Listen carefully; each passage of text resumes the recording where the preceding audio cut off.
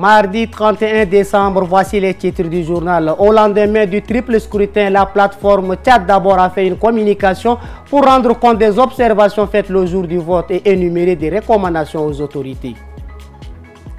La veille du nouvel an est le moment parfait pour demander pardon à un proche offensé. C'est de l'hypocrisie, nous dit une personne qui est contre cette pratique. Rendez-vous dans le rue d'Indiamena dans cette édition de 13h45.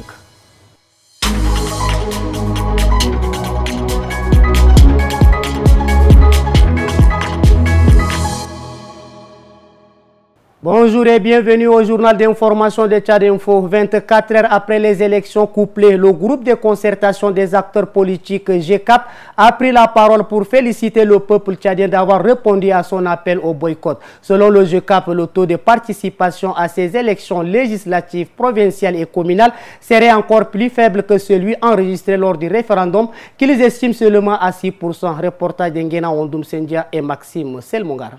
Satisfaction, c'est le terme qui résume la déclaration du groupe de concertation des acteurs politiques.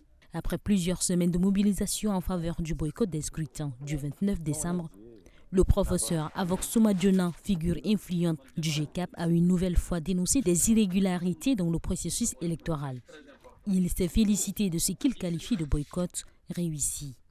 Le peuple tchadien, ne sachant pas avec exactitude l'endroit où iront leurs bulletins de vote et quelles manipulations en feront les fonctionnaires décrétés pour cette basse besogne, afin de légitimer la dictature tout en lui imposant la dynastie, a dit non. Il a suivi en cela les consignes de boycott lancées par le GCAP. Nous le félicitons. Depuis le début de la transition au Tchad, le GCAP n'a cessé de multiplier les appels au boycott des différentes élections organisées. Une déclaration de la plateforme citoyenne Le Tchad d'abord relative à sa mission d'observation des élections législatives, provinciales et communales des 28 et 29 décembre 2024 a été présentée hier 30 décembre 2024 à 15h dans la grande salle de la Bibliothèque nationale. Cette déclaration constitue un rapport détaillé des constats effectués sur le terrain lors de l'observation des scrutins couplés.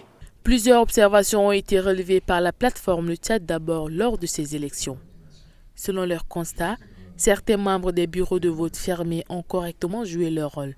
Cependant, un manque de professionnalisme a été noté chez d'autres agents n'ayant pas bénéficié de formation préalable, ce qui a alourdi le déroulement du scrutin. Le plateforme Le Tchad d'abord a également relevé l'absence de délégués dans certains bureaux de vote, une situation préoccupante. Par ailleurs, la présence des forces de l'ordre pour sécuriser les bureaux de vote a été signalée. Des irrégularités ont été relevées et des recommandations ont été formulées par le porte-parole de la plateforme. Le nombre des membres est incomplet dans certains bureaux de vote. Le manque de scellés des urnes dans certains bureaux de vote.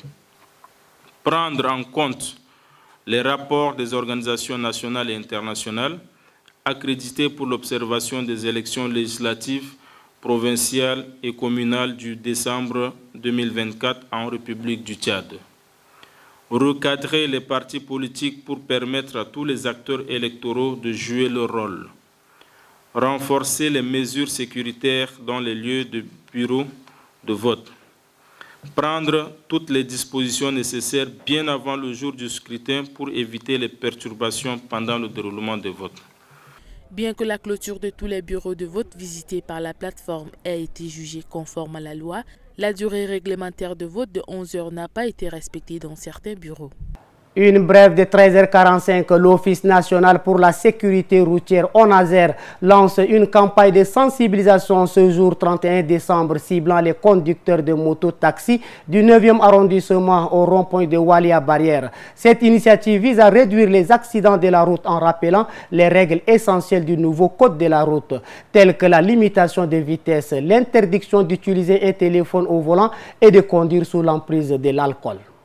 Pardonne-moi si j'étais offensé. Voici le type de message que recevez d'ici là, car l'année 2024 touche à sa fin. Plus que quelques heures avant 2025 et comme le veut la coutume, beaucoup de personnes profitent de cette période pour adresser des messages de pardon à leurs proches. La grande question est pourquoi attendre la veille d'une nouvelle année pour le faire? Nous avons des réactions.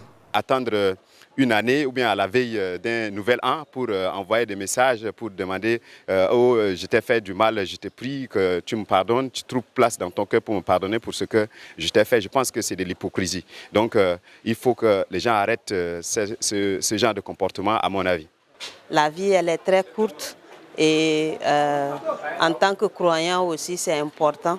Et pour notre santé mentale, c'est aussi important de se faire la paix, être en paix avec soi et d'aimer les autres. N'attendez pas la fin de l'année pour demander pardon parce que ça n'aura servi à rien et peut-être entre-temps ce serait déjà trop tard. La paix, c'est chaque jour, chaque minute, chaque instant. Profitez-en et vivez pleinement votre vie. Disons-nous excuses parce que c'est la fin de l'année. Il faut que l'année s'en aille avec toutes les bêtises qu'on a commises pendant tout le parcours, depuis qu'on repart sur une bonne base. Le pardon, tu peux demander chaque jour que le bon Dieu a créé. Si tu sais que vraiment tu as des problèmes avec ton frère ou avec ta sœur, tu peux lui demander pardon à n'importe quel moment. N'attends pas jusqu'à la fin de l'année avant de demander pardon. Le pardon, c'est quelque chose de cadeau. Quand tu ne connais pas pardon, c'est dangereux. Au crochet de cette édition, place à l'actualité internationale. Comme vous le savez, cette compilation vous permet de compléter le tableau des informations du jour. Celle d'aujourd'hui porte la voix de Habiba Anguini. À la une de cette page étrangère, un tribunal de Bamako a condamné lundi Issaka Oundim, opposant malien à 2 ans de prison, dont un ferme et une amende d'1 million de francs CFA pour des critiques contre les militaires au pouvoir au Burkina Faso.